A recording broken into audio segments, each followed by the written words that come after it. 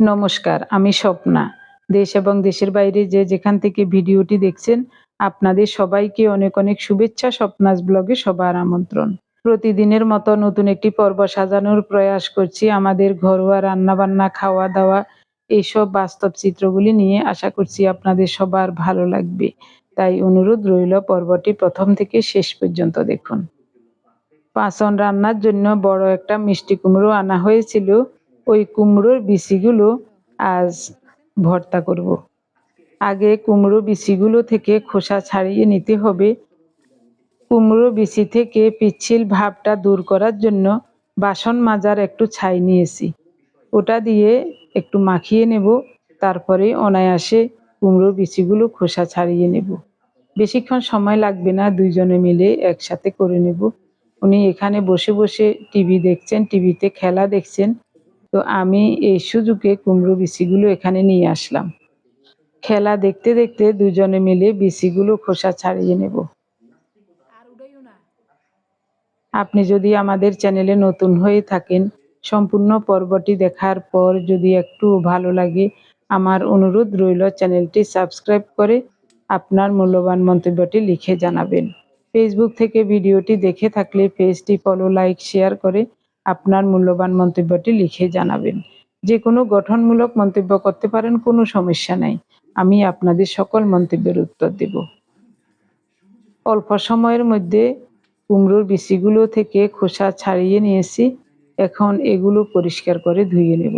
এইসব বীজ জাতীয় খাবার স্বাস্থ্যের জন্য খুবই উপকারী, তাই আমি কখনো কুমড়ো বিচি একটাও ফেলি না। যখন বাজার থেকে এক ফালি কুমড়ো আনা হয়, তখনও কয়েকটা বিচি থাকলেও ওটাও ফেলি না। ওদিন 1 কেজি কাঁচামরিচ এনেছিলেন। এখন মরিচগুলো কিছুটা নষ্ট হয়ে যাচ্ছে, তাই ভাবলাম সিদ্ধ করে ব্লেন্ড করে রেখে দেব, এরপরে তরকারিতে খাওয়া যাবে। সামান্য একটু জল দিয়ে সিদ্ধ করে নিচ্ছি, তবে জলটা শুকিয়ে নেব, তাহলে মরিচগুলো ব্লেন্ড করার পরে একটু শুকনো টাইপের থাকবে। জল যদি থেকে যায়, ওই জল ফেলে দিলেও ব্লেন্ড করার পরে জল জলা থাকবে। আমি জল জলা ভাব রাখবো না, তাই মরিচগুলো সিদ্ধ করে জল শুকিয়ে নেব। বেলে মাছের হাতে মাখা চচ্চড়ি করব, তার জন্য কুচানো পেঁয়াজ নিলাম। মাছগুলো মেখে রেডি করে রাখতে হবে। স্বাদ মতো লবণ, হাফ চা চামচ হলুদ গুঁড়ো, সিদ্ধ করা কয়েকটা কাঁচামরিচ বেটে নিয়েছি পাটায়। মরিচগুলো ঠান্ডা হলে পরে ব্লেন্ডারে ব্লেন্ড করব। এখন তো গরম গরম, তাই কয়েকটা মরিচ পাটায় পিষে নিয়েছি। এখন দেব কুচিয়ে রাখা একটা টমেটো। সব মিলিয়ে ভালো করে মাখিয়ে নেব। এবার বেলে মাছগুলো দিয়ে দেব। বেলে মাছের মাথাগুলো কেটে কেটে ফেলে দিয়েছি। সাগরের বেলে মাছ এত যে চমৎকার খেতে। একটু সরিষার তেল দেব।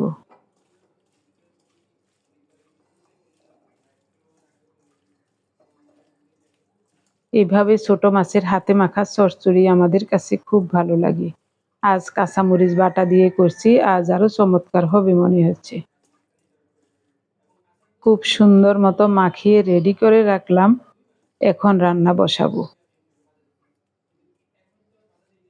রান্নার আগে সবকিছু রেডি করে রাখলে রান্না করতে বেশি সময় লাগে না। কুমড়ো বিচি ভর্তা করার জন্য কয়েকটা কাঁচামরিচ তেলে ভেজে নিচ্ছি।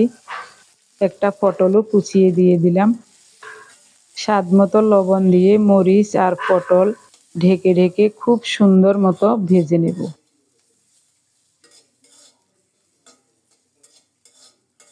ভাজা হয়ে আসছে প্রায়, নামিয়ে রাখলাম। এখন কুমড়ো বিচিগুলো ভেজে নেব। প্রথমে শুকনো খোলায় একটু নেড়ে চেড়ে জলটা শুকিয়ে নিচ্ছি, পরে সামান্য একটু তেল দেব। প্রথমেই তেলের উপর কুমড়ো বিচিগুলো দিয়ে দিলে এগুলি ফেটে বা ছিটকে কড়াইয়ের বাইরে পড়ে যেত, কারণ এখানে জল আছে, এইমাত্র ধুয়ে নিয়েছিলাম।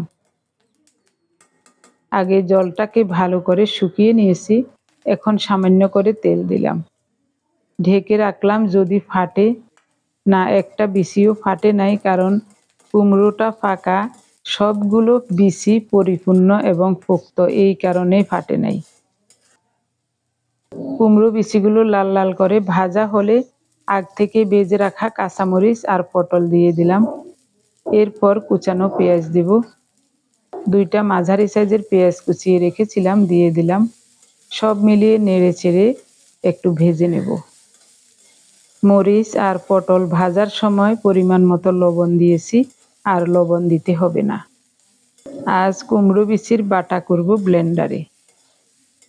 প্রতিদিন পাটাই করি, আজ দেখি ব্লেন্ডারে কেমন হয়। ভাজা হয়ে গেছে, নামিয়ে নিলাম।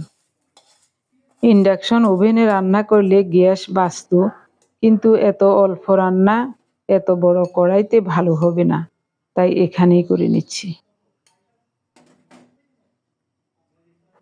মাছ রান্না করব, সরিষার তেল দিলাম, কুচানো পেঁয়াজ দিয়েছি, পেঁয়াজটাকে লালচে করে ভেজে নেব।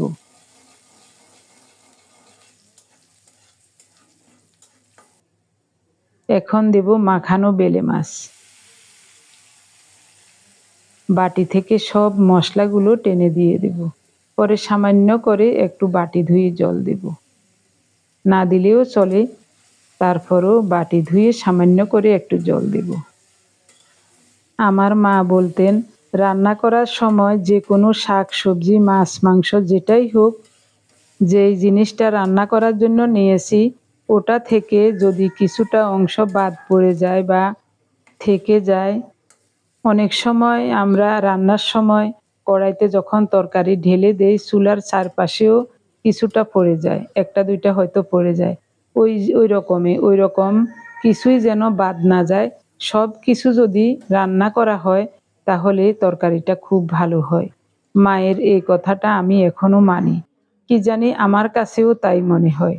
তাই মাছ মাখানো বাটি ধুয়ে সামান্য করে একটু জল দিয়েছি। এরপরে ঢেকে রান্না করব, চুলার তাপটা কমিয়ে রেখেছি। এই সুযোগে আমি সিদ্ধ করা মরিচগুলো ব্লেন্ড করে নেব, দেখি কেমন ব্লেন্ড হয়।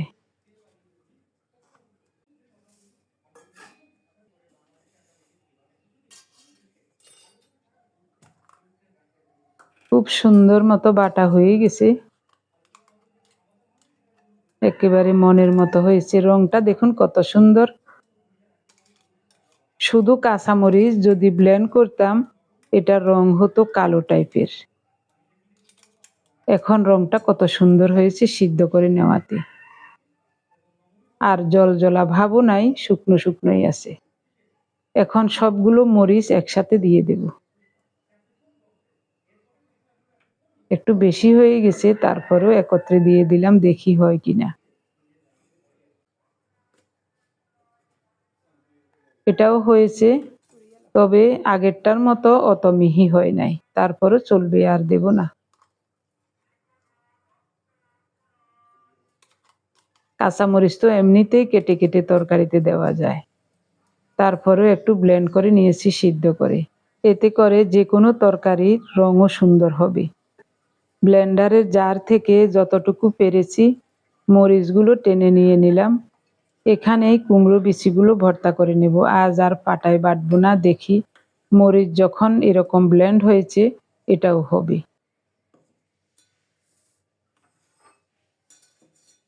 এখানে কিন্তু 1 ফোঁটা জলও ব্যবহার করি নাই, খুব সুন্দর হয়েছে। পাটায় যেরকম বাটি ঠিক ওই রকমই হয়েছে। অল্প সময়ে কাজটা হয়ে গেল। এভাবে করে চামচ দিয়ে টেনে ভর্তাগুলো বাটিতে নিয়ে নেব। আপনারা যারা আমাদের প্রতিনিয়ত ভিডিও দেখেন, আপনারা অনেক সময় আমাকে বলেছিলেন এত সুন্দর ব্লেন্ডার থাকা সত্ত্বেও আপনি কেন পাটায় বাটছেন। তো আসলে এটাও একটা অভ্যাসের ব্যাপার, পাটায় বাটতে খারাপ লাগে না, ভালোই লাগে। তো এখানে তো আরো সহজ দেখছি, এখন থেকে সহজভাবে কাজগুলি করার চেষ্টা করব। জার থেকে ভর্তাগুলো টেনে সব নিয়ে নিলাম, কি সুন্দর হয়েছে। বাটা মরিচটা দেখুন, এটাও শুকনো শুকনো আছে, এখন ফ্রিজে রেখে দেব।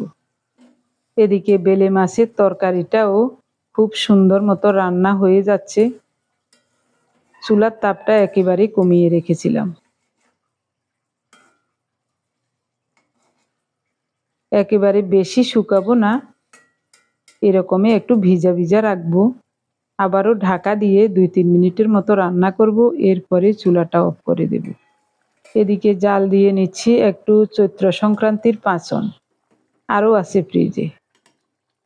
ডিপে রেখেছিলাম কিছু, আর কিছু নর্মালে রেখেছিলাম। গতকাল খাইনি, পরশুদিন যা খেয়েছি গতকাল খাইনি। আজ এটুকু জাল করে নিচ্ছি, আমরা 2 জন মানুষ, আমাদের হয়ে যাবে। পাঁচনটা আমরা সবাই বেশি করে রান্না করি চৈত্র সংক্রান্তিতে, কারণ এই পাঁচন পরে জাল দিয়ে খেতে খুব ভালো লাগে। আগে তো কারোরই ফ্রিজ ছিল না, সকাল বিকাল করে জাল দিতেন যেন নষ্ট না হয়। ওই 4-5 দিন পর্যন্ত এই পাঁচন খেতে কি যে ভালো লাগতো। এখন তো সবার প্রায় ঘর ঘর ফ্রিজ আছে। রান্নার পরে খাওয়া দাওয়া শেষে বাকিটুকু ভিন্ন ভিন্নভাবে সবাই ফ্রিজের নর্মালের ডিপে যে যেভাবে পারে রেখে দেয়, আমিও ওভাবেই রেখে দিয়েছি। মাঝে মাঝে মন চাইলে জাল করে নিয়ে খাবো। আজও জাল দিয়ে ঝোলটা একটু শুকিয়ে নিয়েছি, খুব সুন্দর গ্রান বের হয়েছে। রান্না করেছি শুধু বেলে মাছের তরকারি আর কুমড়ো বিচি ভর্তা। এখন খেয়ে বলবো কুমড়ো বিচি ভর্তাটা আর মাছের তরকারিটা কেমন হয়েছে।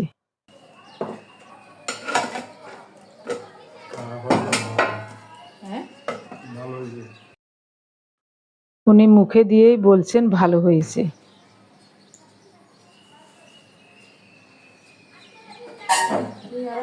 ভালো হইব নি, ভালো হইতো না কিন্তু হাসনে কিনে দিবি গেলে।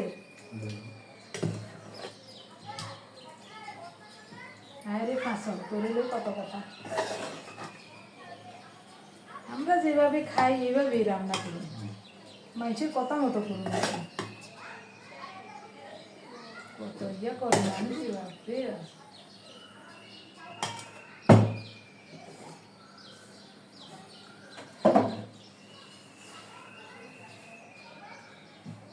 ভর্তা ভালো হয়েছে তাই যাক। উনি বলছিলেন ব্লেন্ডারে ভর্তা পিষে নিচ্ছ, কেমন লাগবে খেতে। আমি বলছি দেখি না আজ কেমন লাগে।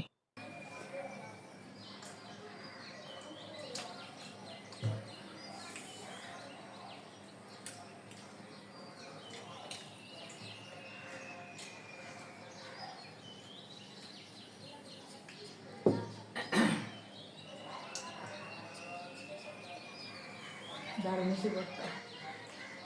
কুমড়ো বিচি, যে কোনো বিচি পুষ্টিকর বেশি, বিশেষ করে কুমড়ো বিচিও পুষ্টিকর।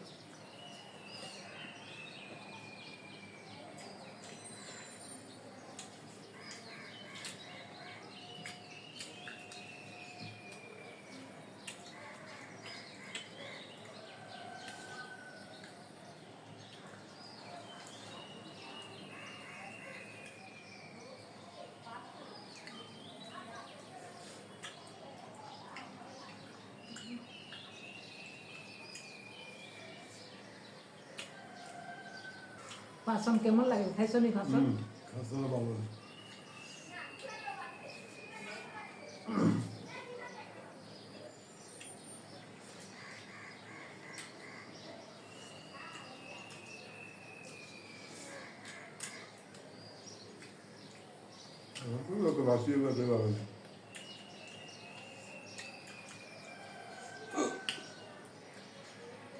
পাঁচন বাসি হইলে টানায় জাল দিলে খুব ভালো লাগে।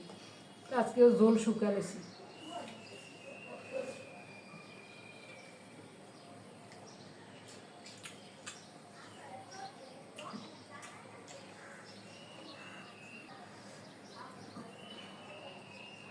কাগজি রস আছে নি? নাই? ওই দিনের তুমি তো একটু আছে, ওই দিনের গুলিতে একটার মুক্ত আছে। গ্রাম তো পাইনি।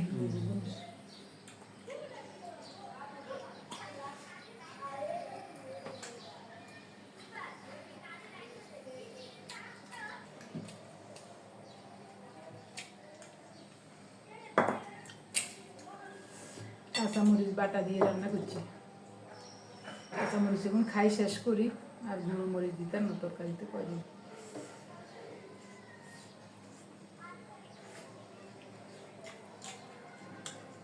খাইছ না?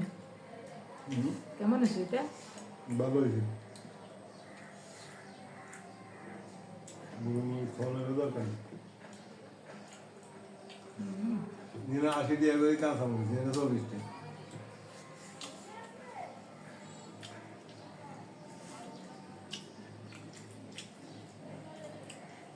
রঙও তো সুন্দর হয়েছে। কাঁচামরিচের ওই একটু সিদ্ধ করে বাটি দিছি, এই কারণে দেখতে সুন্দর লাগে।